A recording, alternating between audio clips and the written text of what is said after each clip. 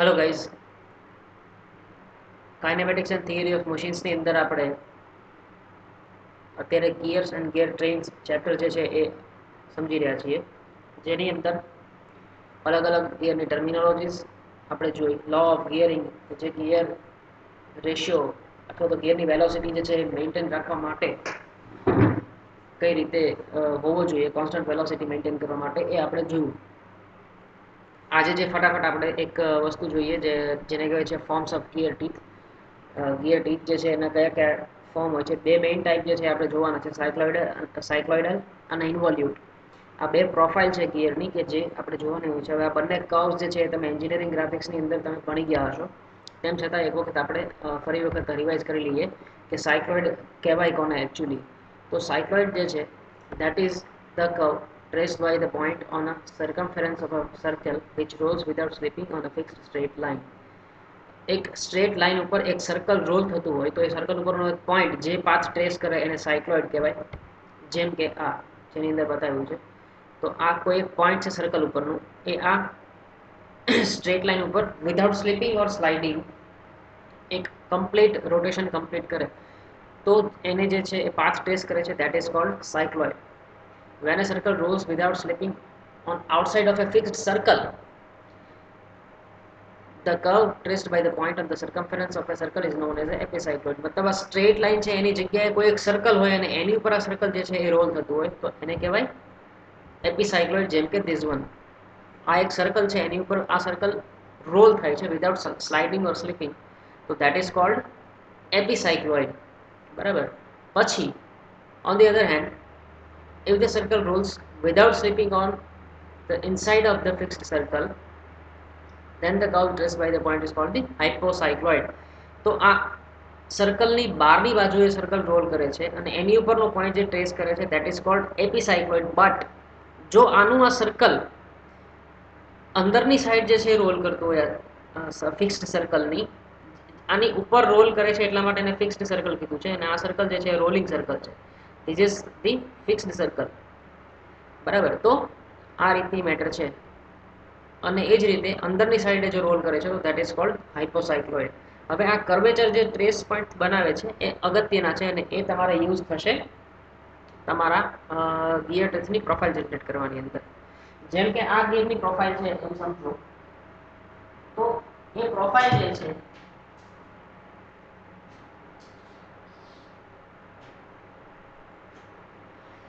Sorry for the break.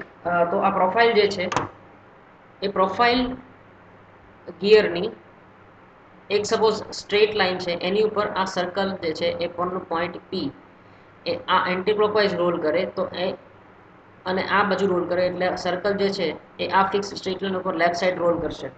હવે સમજો તો થશે શું કે આ એક જેને ગિયરનું તમે ફેસ કહેવાય, આને ફેસ કહેવાય, એને ફ્લેન્ક કહેવાય, રાઈટ.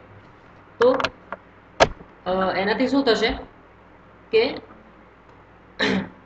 ફેસ જે છે એ બની જશે, પણ નીચેનું જે ફ્લેન્ક જેને કહીએ છીએ આપણે, એ નીચેના સર્કલને આપણે રોલ કરાવશું અને એને રોલ કરાવીને આ સાઈડ રોલ કરાવશું અને એ રીતે જે છે આપણે એને સર્કલ જે છે કમ્પ્લીટ કરશું એટલે એક પાથ ટ્રેસ કરશે અને એ પાથ કહેવાશે તમારો સાયક્લોઇડલ પ્રોફાઇલ. તો આ રીતે જે નીચેનું ફ્લેન્ક બને છે એ જે છે એ નીચેના સર્કલથી મતલબ નીચે સરફેસની રોલ કરીને બનશે અને ઉપરનું ફ્લેન્ક જે છે એ આ રીતે ઉપર સર્કલ એન્ટી રોલ કરીને થશે. તો આ જે પ્રોફાઇલ તમારી હાફ જનરેટ થઈ એને મિરર થઈ જાય એટલે આ પ્રોફાઇલ બને. સેમ મિરર નથી કરવી આપણે, પણ આ જ રીતે એક સર્કલ ને ક્લોકવાઇઝ રોટેટ કરાવશું, નીચે જે છે એ પણ આપણે એને આ રીતે રોલ કરાવશું તો આ બાજુ ફેસ અને ફ્લેન્ક બની જશે. તો આ રીતે આખું સર્કલ તમારું જે છે કમ્પ્લીટ થાય એટલે આ હાફ પ્રોફાઇલ ડિઝાર્વ અને રિઝર્વ. તો આ ચાર પ્રકારના કર્વ જે છે ભેગા કરીને સાયક્લોઇડલ કર્વ કરીને આ એક ટીથ પ્રોફાઇલ બને છે, જે બહુ જ અગત્યની છે. એને કહેવાય સાયક્લોઇડલ ટીથ પ્રોફાઇલ. બરાબર છે. તો આ હતી તમારી સાયક્લોઇડલ ટીથ પ્રોફાઇલ, જે તમારે જો એક્ઝામની અંદર પૂછાય કે જનરેટ કેવી રીતે થાય છે તો તમારે એ સમજાવવાની રહે. એ જ રીતે આની અંદર જો સર્કલ જે છે આ પિચ લાઇન હતી કેમ કે રેક એન્ડ પિનિયનની વાત હતી, એની અંદર આ રેક હતો, પિનિયન હતો. હવે આ એક ગિયરની વાત છે, તો એની ઉપર મારે સપોઝ જનરેટ કરાવી છે, તો સર્કલની અંદર અહીંયા મારે હાઇપ્રોસાયક્લોઇડ જોઈએ છે અને અહીંયા મારે એપીસાયક્લોઇડ જોઈએ છે. સોરી, રેક તો નહીં પણ પિચ લાઇન, હા રેક સમજી શકો તમે કેમ કે પિચ લાઇન છે, તો પિચ લાઇન ઉપર રોલ થાય ત્યારે આ રીતની પ્રોફાઇલ મળે સાયક્લોઇડ, અને પિચ સર્કલ ઉપર જ્યારે રોલ થાય ત્યારે તમને મળે હાઇપોસાયક્લોઇડ અને એપીસાયક્લોઇડ. હાઇપોસાયક્લોઇડ એટલા માટે કે ફિક્સ્ડ સર્કલની અંદર જે છે એ રોલ કરે છે અને આ પાથ ટ્રેસ કરે છે, અને આ હાઇપોસાયક્લોઇડ એટલા માટે, સોરી એપીસાયક્લોઇડ એટલા માટે કે આ ફિક્સ્ડ સર્કલની ઉપરની સાઈડે સર્કલ રોલ કરે છે અને આ પોઈન્ટ જે છે પાથ ટ્રેસ કરે છે. સમજાય છે? બોલું સમજુ છું, બોલું છું કે આ એક સર્કલ રોલ થાય છે, એની ઉપરનું point P anti clockwise role થાય છે આ ફિક્સ્ડ સર્કલ ઉપર, તો એ ફિક્સ્ડ સર્કલ ઉપર આ જે છે એ રોલિંગ સર્કલ રોલ થશે અને એની ઉપરનું પોઈન્ટ પી જે છે એ પાથ ટ્રેસ કરશે, એ ફેસ બનશે એનાથી તમારા ટૂથની. નીચેનું સર્કલ સેમ ફિક્સ્ડ સર્કલની અંદરની સાઈડ રોલ કરશે અને એ પોઈન્ટ જે છે ટ્રેસ થશે, આ પાથ જે છે કર્વ બનાવશે અને ધેટ કર્વ વિલ બી હાઇપોસાયક્લોઇડ. તો હાઇપોસાયક્લોઇડ અને એપીસાયક્લોઇડ ભેગા થઈને જે છે એક તમારી ફેસ અને ફ્લેંક બનાવશે. એ જ રીતે અહીંયા આગળ એપીસાયક્લોઇડ અને હાઇપોસાયક્લોઇડ, રાઈટ. તો આ રીતનું જે છે એ તમારે સમજવાનું હતું. હવે આગળ વધીએ. જ્યારે તમારા ગિયર મેશ થાય છે, બરાબર, ગિયર મેટ થાય છે, હવે તમે થોડું ધ્યાનથી સમજો, ધીસ ઇઝ ઇમ્પોર્ટન્ટ. તો જ્યારે ગિયરનું મેશિંગ થાય છે, સમજો એક કન્સ્ટ્રક્શન બતાવ્યું છે તને કે અહીંયા ગિયર મેચ થાય ત્યારે કઈ રીતે થાય. જો કે સપોઝ આ એક ગિયર છે અને આ બીજો ગિયર જે છે એની પ્રોફાઇલ મેચ થાય છે ક્યાંક. અ point on the circle D, મતલબ કે આ સર્કલ ડી એના ઉપરનું કોઈ point will trace the flank of the tooth T1. આ ટૂથ T1 જે છે એનો ફ્લેંક એટલે કે નીચેનો સાઈડ બનાવશે કોણ? આ ડી સર્કલ ઉપરનું point. When the circle D rolls without slipping on the inside the pitch circle of wheel 1. એટલે આ wheel 1 છે, સમજો આ wheel 2 છે. wheel 1 ની pitch circle ની અંદરની સાઈડ જ્યારે રોલ કરશે ત્યારે એ T1 નું ફ્લેંક બનાવશે, એવું અત્યાર સુધી આપણે સમજ્યા. And face of the tooth T2 when circle D rolls without slipping on the outside of the pitch circle of wheel 2. અને આ wheel 2 જે છે એના પિચ સર્કલની બહારની સાઈડ જ્યારે રોલ કરશે સર્કલ ડી, ત્યારે એક ટૂથ T2 નું ફેસ બનાવશે. મતલબ હવે સમજાવું, wheel 1 થઈ ગયું, wheel 2 થઈ ગયું, બરાબર. હવે આ પિચ સર્કલ જે છે એ wheel નું છે અને આ પિચ સર્કલ જે છે એ wheel 2 નું છે, બરાબર. તો આ પિચ સર્કલ, એક આ પિચ સર્કલ, તો આ પિચ સર્કલની બહારની સાઈડ જ્યારે સર્કલ ડી રોટેટ કરે ત્યારે આનો ફેસ બનાવે અને આ પિચ સર્કલની અંદરની સાઈડ રોલ કરે ત્યારે આ ટૂથ T1 નું ફ્લેંક બનાવે, બરાબર. તો આની ફ્લેંક અને આની ફેસ, આની સામેના ગિયર ટૂથની ફેસ, એ બંને સેમ પ્રોફાઇલથી બન્યા. સેમ તો ના કહી શકાય, બટ તો તમારું પ્રોપર ગિયર મેશિંગ થાય. ગિયર મેશિંગ તમારે પ્રોપર કરવું હોય તો શું કરી શકાય, ફરી વખત સમજાવી દઉં. આ પિચ સર્કલની અંદરની સાઈડે સર્કલ ડી રોલ કરશે અને આ પિચ સર્કલની બહારની સાઈડે સર્કલ ડી જે છે એ રોલ કરશે. ત્યારે જ્યારે આની બહાર રોલ કરે છે ત્યારે T2 ટૂથ જે છે એની ઉપરનું ફેસ બનશે અને આ પિચ સર્કલની અંદરની સાઈડ જ્યારે સર્કલ ડી રોલ કરશે ત્યારે ટૂથ T1 નું ફ્લેંક બનશે, મતલબ નીચેનો ભાગ, બરાબર. અને similarly point C on the circle, એટલે મતલબ આ જ વાત કરે છે કે જ્યારે સર્કલ સી જે છે એ આની અંદરની સાઈડ રોટેટ કરશે ત્યારે સેમ T2 નું ફેસ બનાવતું તો એ બદલે ફ્લેંક બનાવશે અને ટૂથ સોરી આ પિચ સર્કલ જે છે એની બહારની સાઈડ સર્કલ સી રોટેટ કરશે ત્યારે T1 નો ફેસ બનાવશે, બરાબર. મતલબ આ સર્કલનું કામ શું, તો કે આની અંદરની સાઈડ રોલ કરીને T1 નું ફ્લેંક બનાવવાનું અને આ પિચ સર્કલની બહારની સાઈડ રોલ કરીને T2 નું જે છે એ ફેસ બનાવવાનું. આ સર્કલનું કામ શું, તો કે આ પિચ સર્કલની અંદર રોલ કરીને ટૂથ T2 નું ફ્લેંક બનાવવાનું અને આ પિચ સર્કલની અંદર રોટેટ કરીને સોરી બહારની સાઈડ રોટેટ કરીને ટૂથ T1 નું ફેસ બનાવવાનું. એટલે બંનેના ફેસ અને બંનેના ફ્લેંક બનાવી દીધા સર્કલ ડી અને સર્કલ સી થી. તો આ હતું તમારું જ્યારે મેશિંગ થાય છે ગિયર ત્યારનું સિચ્યુએશન. અને આની અંદર તમને કોન્સ્ટન્ટ વેલોસિટી રેશિયો મળે છે. સમજો પિચ પોઈન્ટમાંથી જેનો જે છે એ કોમન ટેન્જન્ટ પાસ થાય છે, બરાબર, અને તો તમને કોન્સ્ટન્ટ વેલોસિટી રેશિયો મળશે. એ બુકની અંદર જોઈ લેજો, થોડું સમજી લેજો, કુર્મીની અંદર આપેલું છે. હવે થોડું અચ્છા આ તમે જોજો વિધાઉટ ફેલ, આની અંદર હું તમને ક્વેશ્ચન પૂછી શકું છું ગમે ત્યારે. સો આ જે છે આની અંદરની પાછળની જે થોડીક આપી છે ડિટેલ જોઈ લેજો બુકની અંદર કે કોન્સ્ટન્ટ વેલોસિટી રેશિયો થાય છે આ એ થોડું રીડિંગ કરજો. હવે આવી આપણે ઇન્વોલ્યુટ ટીથ પર. ઇન્વોલ્યુટ ટીથ જે છે તો સૌથી પહેલા ઇન્વોલ્યુટ કર્વ શું એ તમને ખ્યાલ હોવો જોઈએ. તો કોઈ પણ એક સર્કલ જે છે એની ઉપર તમે સપોઝ ફિરકી ઉપર તમે દોરી વીંટતા જાઓ તો એ દોરી પરનું કોઈ એક પોઈન્ટ જે છે એ જે પાથ ટ્રેસ કરે તો એને ઇન્વોલ્યુટ કહેવાય. આ તમને ખ્યાલ છે. અથવા તો એને ખોલતા જાઓ તમે વાઇન્ડિંગ અથવા અનવાઇન્ડિંગ બંને જે છે એ ઇન્વોલ્યુટ ટીથ જ પ્રોફાઇલ જ કહેવાય છે. તો આ પ્રોફાઇલમાંથી કાંઈ પણ એક ગિયર ટૂથ જનરેટ કરી એની પ્રોફાઇલ તો એને કહેવાય ઇન્વોલ્યુટ ટીથ. બુકની અંદર તમને ખુરમીની અંદર આ ફિગર આપી છે. આપણે આજે આ થિયરી જોશું રતનમાંથી. પહેલા તમને સમજાવી દઉં શું કે છે. આ તમને ખ્યાલ જ છે એકચ્યુઅલી તમે ઇઝીમાં જોઈ ગયા હશો. તો કોઈ દોરીને આપણે હું ખોલું છું સર્કલ ઉપરથી એવું સમજો. તો સપોઝ મેં અત્યારે અહીંયાથી ખોલીને અહીંયા પી પાસે આ પોઈન્ટ આગળ છે એટલી લેન્થ છે એની. પછી એ પોઈન્ટ P2 પાસે છે ત્યારે મેં એને થોડી હોલ્ડ કરીને અહીંયા એક એનું પોઈન્ટ લઈ લીધું. પછી P3 પાસે અહીંયા એક પોઈન્ટ લીધું. તો આ બધા જે A1 A2 A3 જે પોઈન્ટ બને એને હું જોડી દઉં તો આ મારો કર્વ બને. That will be my involute curve. બરાબર. હવે અહીંયા એવું કહે છે કે કોઈ એક સમયે સપોઝ અહીંયા આગળ ક્યાંક હું એને લઉં તો ત્યાંથી એને હું ટેન્જન્ટ લઉં એ નોર્મલ હોય કોને તો એક લાઈન કે જે સર્કલને ટેન્જન્ટ છે. આ બહુ સમજવું અગત્યનું છે. ફરી વખત કહી દઉં છું. આને બેઝ સર્કલ કહેવાય. આ બેઝ સર્કલથી હું જે ટેન્જન્ટ દોરું ને એ ઇન્વોલ્યુટ પ્રોફાઇલને હંમેશા પરપેન્ડિક્યુલર જ હોય એના ટેન્જન્ટને. કોના બે ટેન્જન્ટ ઇન્વોલ્યુટ પ્રોફાઇલ જે છે એના ટેન્જન્ટ બેઝ સર્કલના ટેન્જન્ટથી હંમેશા પરપેન્ડિક્યુલર જ હોય. ફરી વખત કહી દઉં છું. આ એક ઇન્વોલ્યુટ કર્વ લઈ લો. એની ઉપર કોઈ પણ એક પોઈન્ટ તમારી રીતે લ્યો એને ટેન્જન્ટ ડ્રો કરો. એ ટેન્જન્ટ હંમેશા સર્કલથી અને એ પોઈન્ટથી તમે સર્કલને તમારે એક ટેન્જન્ટ બનાવવાનું તો એ હંમેશા બંને પરપેન્ડિક્યુલર જ હશે. બરાબર. આ મેં તમને રિપીટ એટલા માટે કર્યું કે દેટ ઇઝ ઇમ્પોર્ટન્ટ આગળની થિયરી માટે. An involute circle is a plane curve generated by a point on a tangent. જો શબ્દો સમજો. Generated by a point on a tangent. આ ટેન્જન્ટ છે. ટેન્જન્ટ મતલબ કે આને સ્પર્શક કહી શકો તમે. એને ખાલી ટેન્જન્ટ છે આ સર્કલને. તો હંમેશા અહીંયા પણ આ સર્કલને ટેન્જન્ટ છે. આ A1 થી P1 એને એક્સટેન્ડ કરો ટેન્જન્ટ છે. A2 થી P2 એક્સટેન્ડ કરો ટેન્જન્ટ છે. A3 થી P3 એક્સટેન્ડ કરો સર્કલને ટેન્જન્ટ છે. તો એ ટેન્જન્ટ થી થાય છે. which rolls on a circle without slipping by a point on a taut string. મતલબ કે એક સ્ટ્રિંગ જે છે અનવાઇન્ડ થાય છે.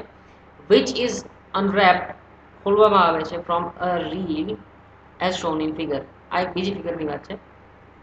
but this is the same. In connection with toothed wheels the circle is known as base circle. base circle tooth profile ની વાત આવે ત્યારે તમને સમજાવું છું. the involute is traced as follows. અચ્છા આની અંદર એક બીજી વસ્તુ છે જે એ પણ સમજવાની છે કે normal at any point of an involute. આખા ઇન્વોલ્યુટમાં કોઈ પણ જગ્યાએ નોર્મલ તમે ડ્રો કરો એને is a tangent to the circle.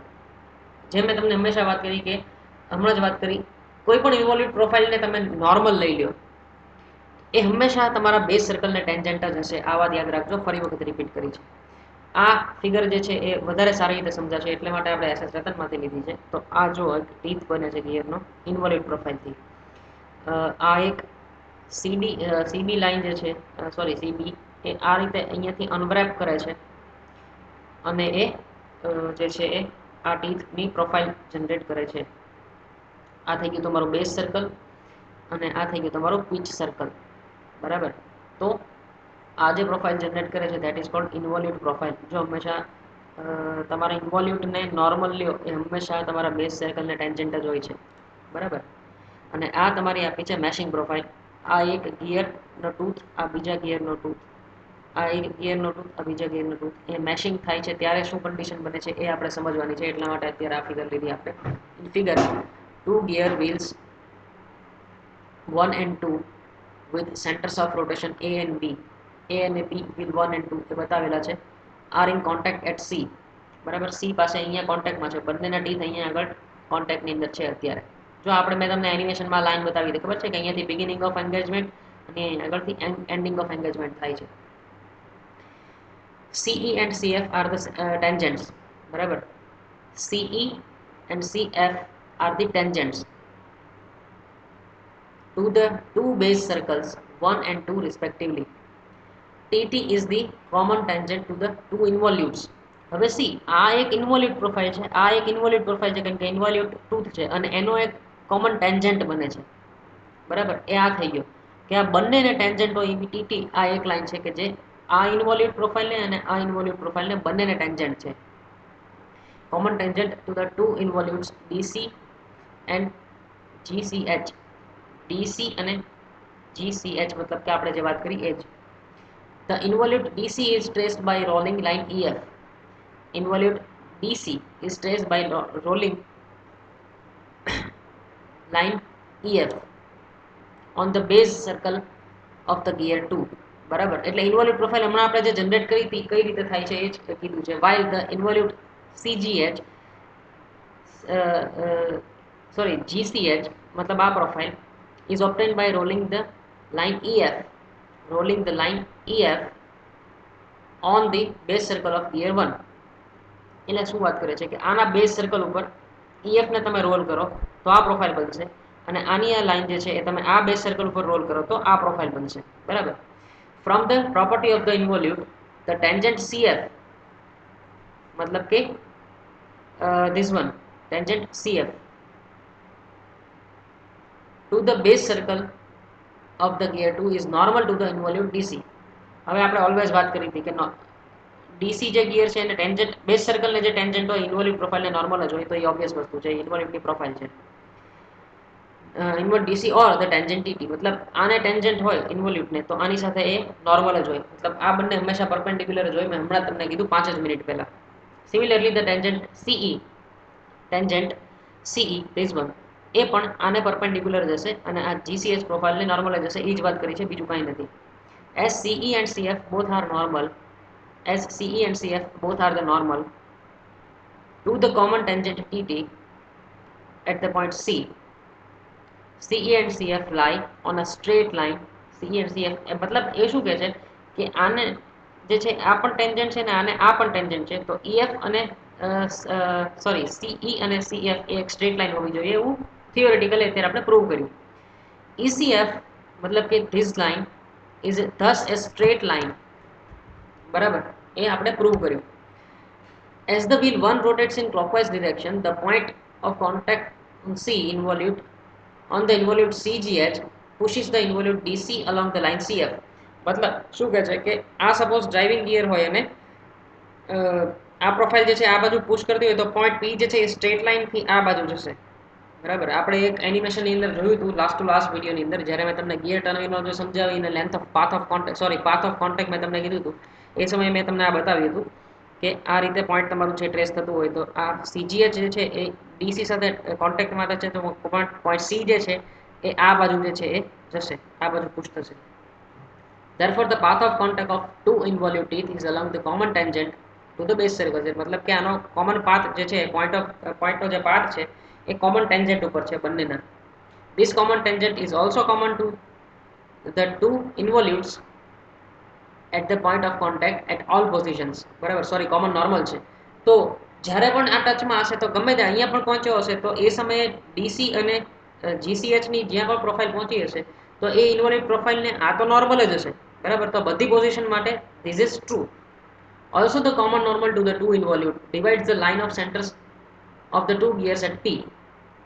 બરાબર, શું કહે છે also the common normal to the two involutes.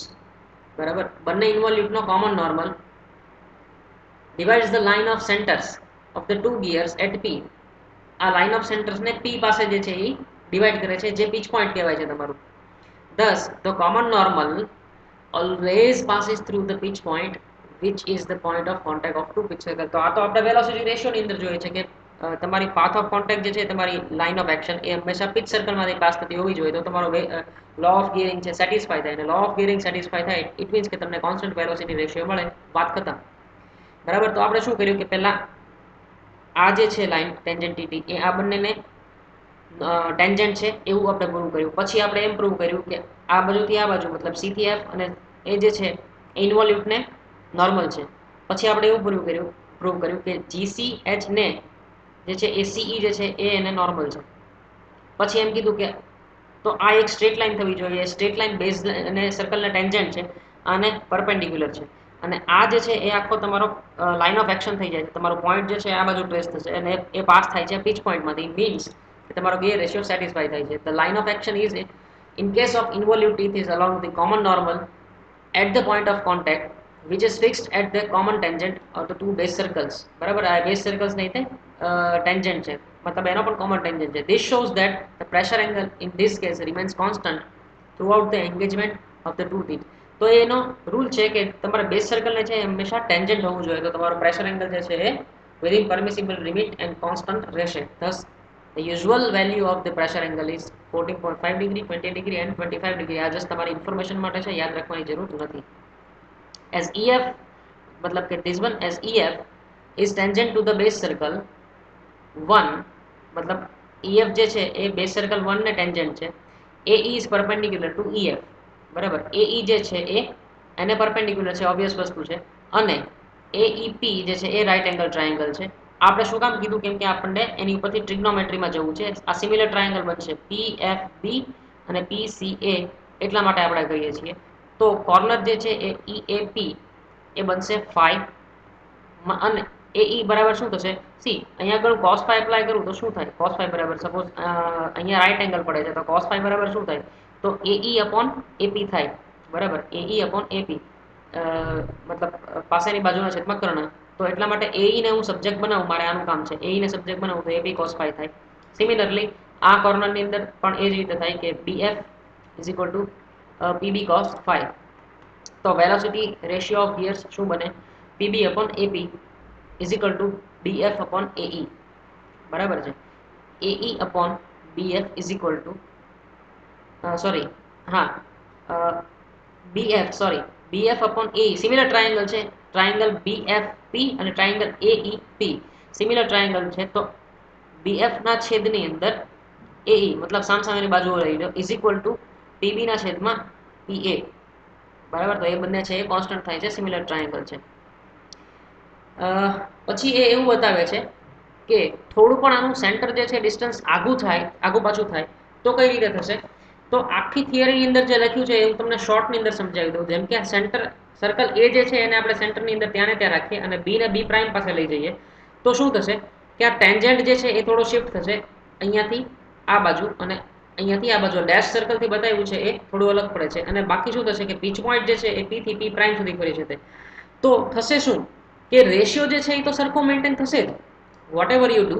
તમે ભલે એને સેન્ટરથી દૂર લઈ જાઓ, હા પ્રેશર એંગલની અંદર ડિફરન્સ પડશે, એ થોડો ફરશે પણ એ પરમિસિબલ લિમિટની અંદર હશે. પણ થશે શું કે આ જે આપણે કોન્સ્ટન્ટ વેલોસિટી રેશિયો માટે જે આપણે કરીએ છીએ કે પીચ પોઈન્ટમાંથી પાસ થવી જોઈએ લાઈન, એ આપણે સેટિસ્ફાઈ કરી દઈશું. અને એટલા માટે આપણે કહી શકીએ છીએ કે દરેક માટે જે છે આપણે velocity ratio એ જે છે સેટિસ્ફાઈ કરી છે. altering the center distance without destroying the correct tooth action is an important property of involute gear. કે એનો એક ફાયદો એ છે કે તમે સેન્ટર ડિસ્ટન્સને પણ અલ્ટર કરો તો એની પ્રોપર્ટીની અંદર બહુ ચેન્જ આવતો નથી અને આપણે એની અંદર કરેક્ટ કરી શકીએ છીએ અને વેલોસિટી રેશિયો તમને કોન્સ્ટન્ટ મળે છે. That is the benefit.